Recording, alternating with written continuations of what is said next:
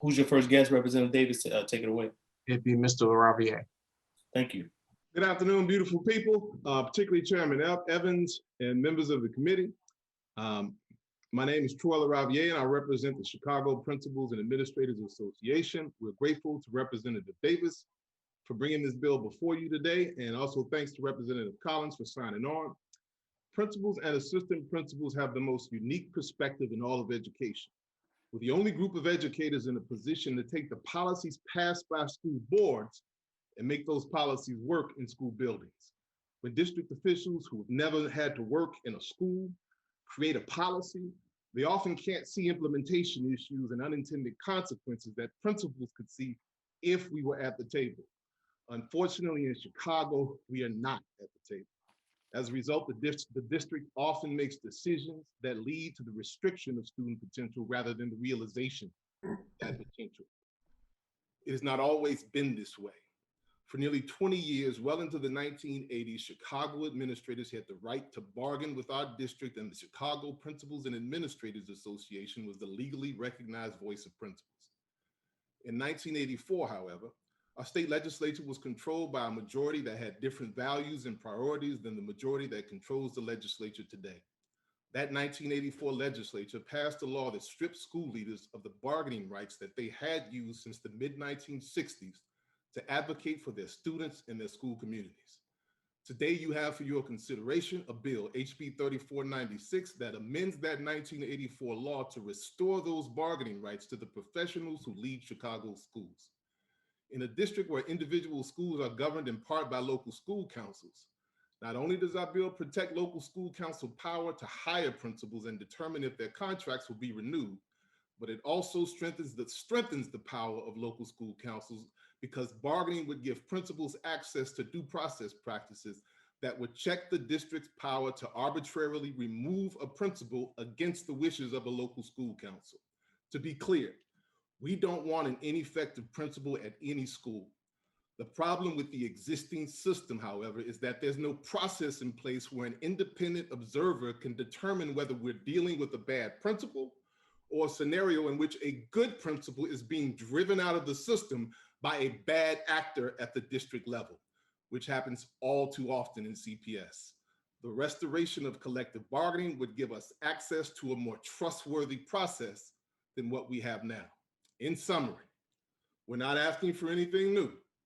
We're asking that this distinguished body restore to school administrators the rights we once held. And we're also not asking for anything unusual. Principals from New York and Maryland to California and dozens of states in between have collective bargaining rights. In fact, the 5 highest rated states in US News and World Report's top ranked states for K through 12 education all extend collective bargaining rights to school administrators. Lastly, I want to add that while Chicago's teachers are majority white, Chicago's principals are majority women of color. So not only do they bring this unique perspective of people who implement district policy, but they're also more likely to come with a perspective that identifies with the majority of students served by the district. Their voices need to be strengthened. For these reasons and more, I ask you to vote in favor of HB 3496. Thank you so much. Thank you. Representative, you have another proponent who'd like to make a brief remark?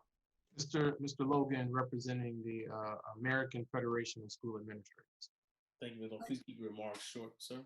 Yeah, I'll be very brief because of time. Let me thank you, Chairman Evans, for this opportunity to discuss this. I represent over 20,000 school leaders around the country, principals who are unionized and have collective bargaining. This has never been an adversarial position that we have. We are pragmatic school leaders because we understand at the ground roots level what is needed to be able to implement policies that districts have.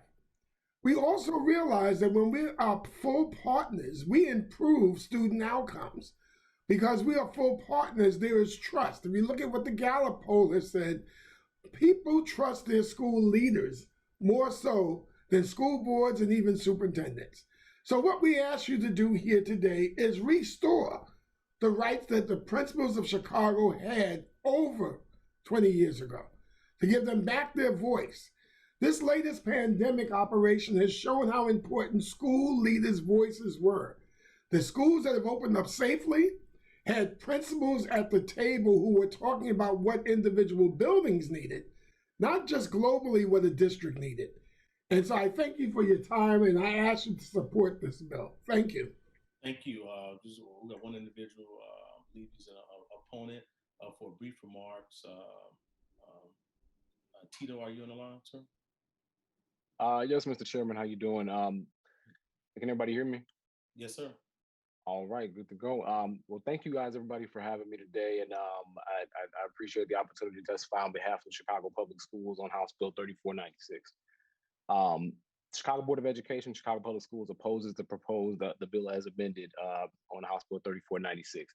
The bill has a specific and sole purpose of reframing the Illinois Educational Labor Relations Act in order to characterize principals and vice principals at CPS and at CPS only as non-managerial employees.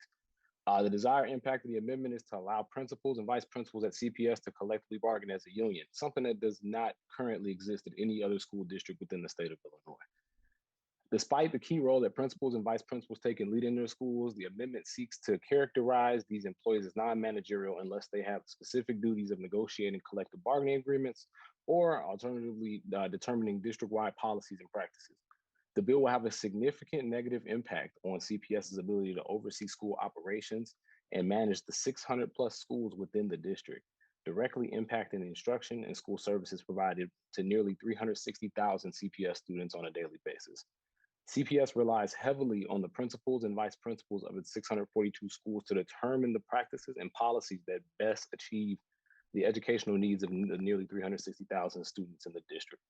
These administrators are the foremost functionators of managerial operations at each school. They create the employment policies located within each school's handbook, develop practices unique to each school, administer discipline as needed, and serve as the communication point for students and families. Further, principals and vice principals act as leaders of their communities and the representatives of the district. Undercutting the autonomy of these administrators by the passage of this legislation to independently manage their schools is a disservice to students, families, and stakeholders at CPS. We further believe that the passage of this bill as amended would be detrimental to the students at CPS, who directly benefit from the ability of principals and vice principals to manage their schools in a capacity that best suits and serves the unique student bodies, their unique environments, and unique challenges of each school. Every school community, student, and community at large has unique needs. And allowing, I got you, I'm bringing it to a close right now, Mr. Chairman. Every school, student, and community has unique needs, and allowing principals to broadly collective bargaining would jeopardize those unique relationships by streamlining the way principals manage schools. This is about student outcomes and what's best for students, and the fact that principals understand their school communities and need that autonomy to be able to impact change at that community. With that, I'll go ahead and close and respectfully request members of the committee to oppose this legislation and vote nay. Thank you. Thank you, sir, for your advocacy. Do you have any questions from the committee? I see three. Please keep in mind we still have a long way to go. We have Representative Ford for a question or comment. Yes, thank you, Chair. I want to thank, well, first let me thank the CPS for their testimony, but I have to stand in support of this bill because as a teacher and recognizing that Troy Levarrier understands the needs for administrators. He's an expert in this. And as a state rep, I go to the schools often, and teachers are so afraid to advocate for their children. We cannot have people working in a profession that's afraid to advocate for their students. They tell me in private, but they are afraid to fight for their kids because they are afraid for their jobs. And maybe you would say they shouldn't worry about their jobs, but I respect the fact that they have to worry about their profession and their job. So I do urge and I vote. And thank you for bringing this bill, Leader Davis. Thank you, Vice Chair Willis, for a question. Yes, thank you. So of the sponsor, would this require them to be members of the teachers bargaining unit, or would they be able to have their own separate bargaining unit as administrators? I believe, and Mr. Lauravier can correct me, but this would suggesting that they would have their own bargaining, not be up under CTU or any other group of teachers bargaining. Okay, so it would be a separate, that would avoid the conflict between those that they are supervising. We have something similar just to the body. We have something similar to this oftentimes in fire service and in police service, where you have administrators that have their own bargaining units because they recognize that unless you're the top guy, you need to protect and advocate for your position on that. Representative Davis, please put me on as a co-sponsor on this. I think this is a worthy piece of legislation. I've heard talks when we were doing interviews last year with the CPS and the principals, how they were so fearful as when they were calling problems out, that they were worried that they were going to lose their jobs over those concerns that they were bringing forward to the administration. And this is strongly needed because of that.